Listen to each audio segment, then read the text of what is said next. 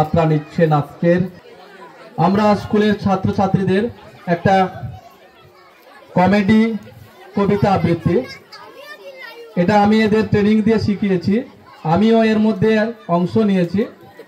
Comedy কবিতা আবৃত্তি প্রতিযোগিতা কবর, কবি লিখেছেন জসিমউদ্দিন। তো যাই হোক, আমাদের ক্ষুদে শিল্পীরা তারা বিভিন্ন ভূমিকায় অবতীর্ণ হবেন আপনাদের সামনে। আপনারা একটু হাতের তালি দিয়ে প্রথমে তাদের একটু উৎসাহিত করবেন, একটু হাতের তালি দিয়ে।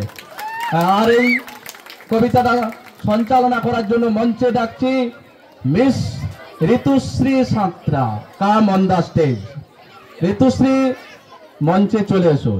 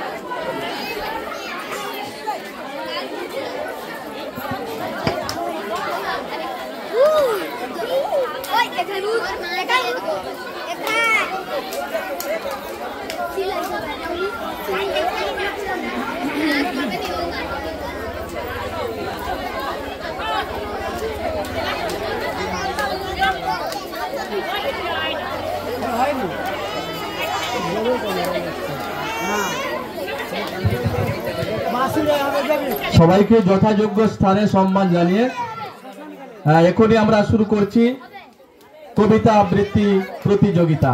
পল্লী কবি জসিমউদ্দিনের লেখা, আর পরিচালনা করছে ঋতুশ্রী। ঋতুশ্রীর জন্য একটা জোরদার হাতের তালি হয়ে যাক সবাই মিলে, ঠিক আছে? হ্যাঁ, তুমি স্টার্ট করো। সালাম আলাইকুম, নমস্কার, খুদা হাফিজ। এখনই আমাদের শুরু হতে চলেছে এই সাংস্কৃতিক মঞ্চে পল্লী কবি জসিমউদ্দিনের কবর কবিতাটি। এই প্রতিযোগিতায় অংশগ্রহণ করার জন্য দূর দূরান্ত থেকে অনেক বিভিন্ন পেশার অভিমান প্রতিযোগী ও প্রতিযোগিনীরা এসে হাজির হয়েছেন। তবে কিন্তু একটা কথা বলছি অনুরোধ করে, কেউ কারোর সঙ্গে কথা বলবেন না, প্রত্যেকে নিজ নিজ আসনে বসুন।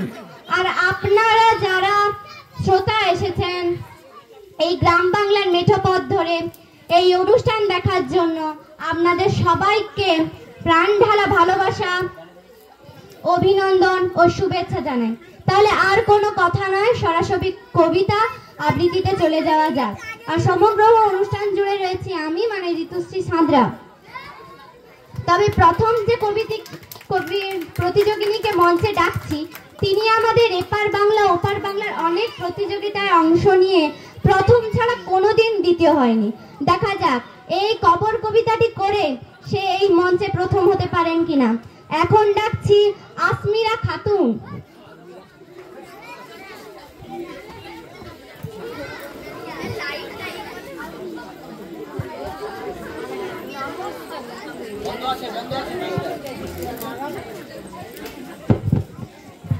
নমস্কার।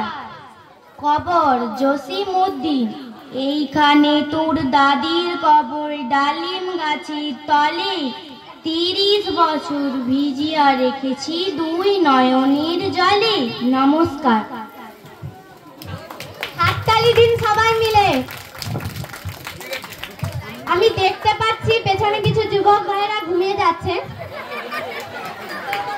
তাদেরকে ঘুম থেকে জাগানোর জন্য আর এক অসাধারণ প্রতিযোগীকে মঞ্চে ডাকবো। তিনি হলেন এই এলাকার বিখ্যাত নেতা জনা আক্তার আলী।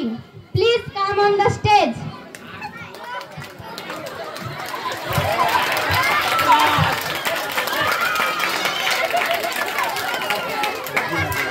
খবর জসিমউদ্দিন, এইখানে তোর দাদির কবর ওই ডালিম গাছের তলে, আর 30 বছর ভিজাইয়া রেখেছি এই দুই নয়নের জলে।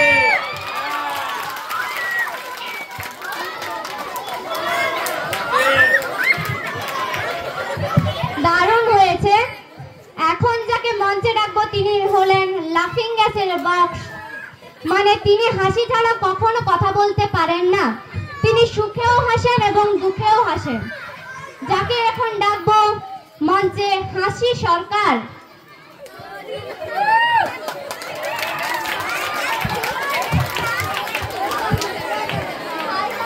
আরে ওই মাইক্রোফোনটা দেন না। নমস্কার।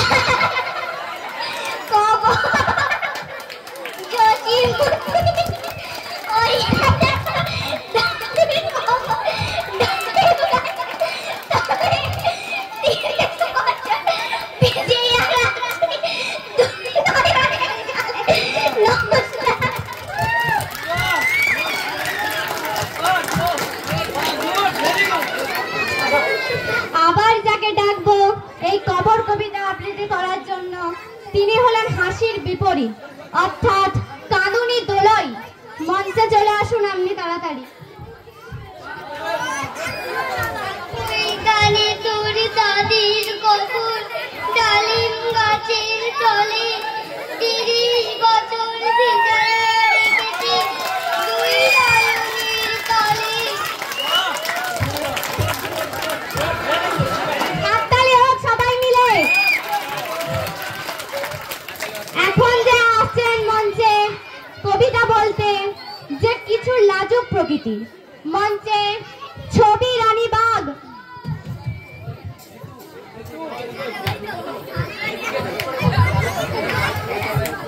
নমস্কার।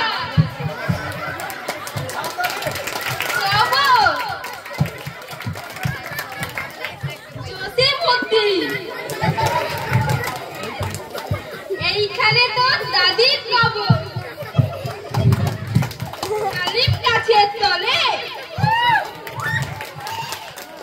30টা বছর ভিজাইয়া রেখেছি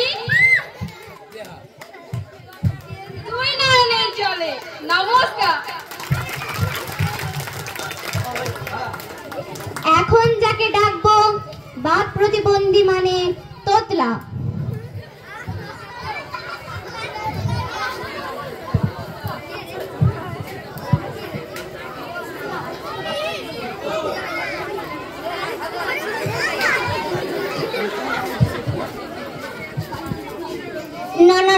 নমস্কার।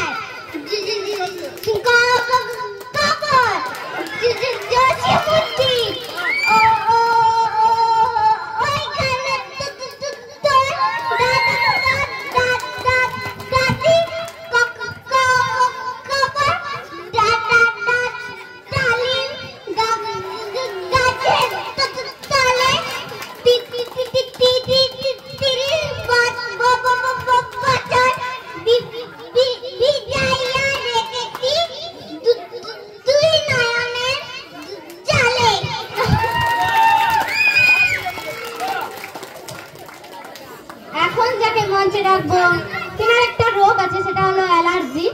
মঞ্চে চুলকানি সামন্ত।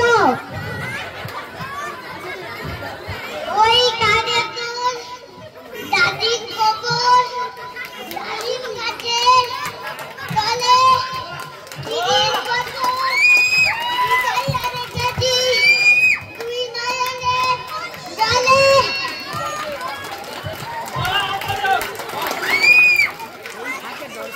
এখন যাকে মঞ্চে ডাকবো তিনি হলেন কমন জেন্ডার বা হিজড়ে, বা যাকে আমরা মাসি বলে জানি। তাকে আমরা মঞ্চে ডেকে নেব, যাকে আমরা বাসে ট্রেনে প্রতিটা জায়গায় দেখে থাকি। মঞ্চে মাসি আসুন।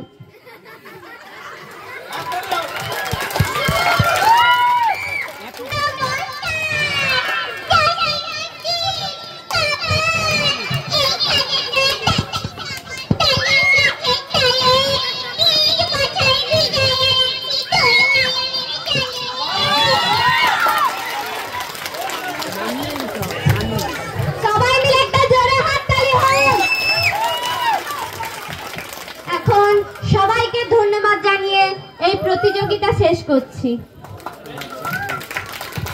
বাহ, আর সমগ্র অনুষ্ঠান জুড়ে ঋতুশ্রী ছিল, ওর জন্য একটু হাতের তালি হয়ে যাক। ওদেরকে অল্প দিনে ট্রেনিং দিয়ে আমি মোটামুটি করেছি, তো যাই হোক ভুল ত্রুটি হয়েছে, বাড়ির ছোট্ট ছোট ছেলে মেয়ে মনে করে ক্ষমা করে দেবেন। তবে একটু ভিন্ন স্বাদের না রাখলে অনুষ্ঠানটা বৈচিত্র্যময় হবে না, তাই আমরা এটা করলাম।